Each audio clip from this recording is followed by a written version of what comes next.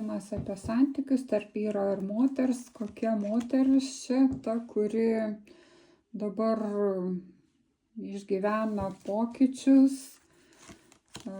išeina iš didelio trūkumo ir turi naujų planų,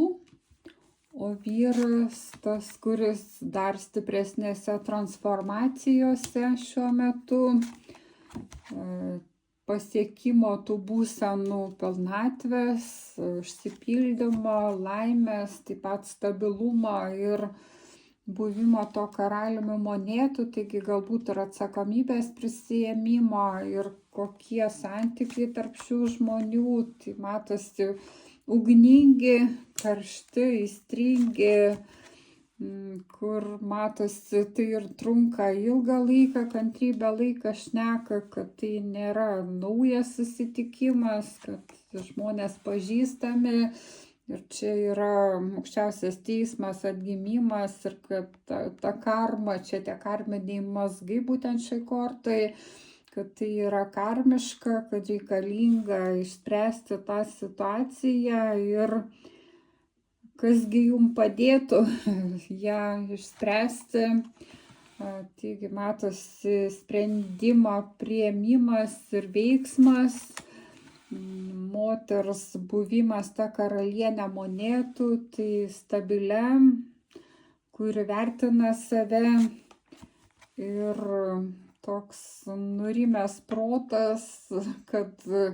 būtent padėtų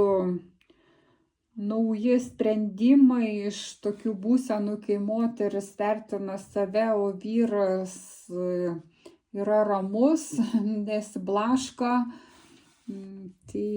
ir kurgi tai nuvestų į stiprius pokyčius, kad kažkas esminio keistusi, kaip bokštai,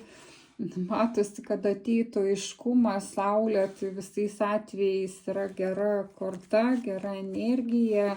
kad baigtųsi liūdesys, kažkokios situacijos, matyt, tie karminiai dalykai būtų išspręsti ir kasgi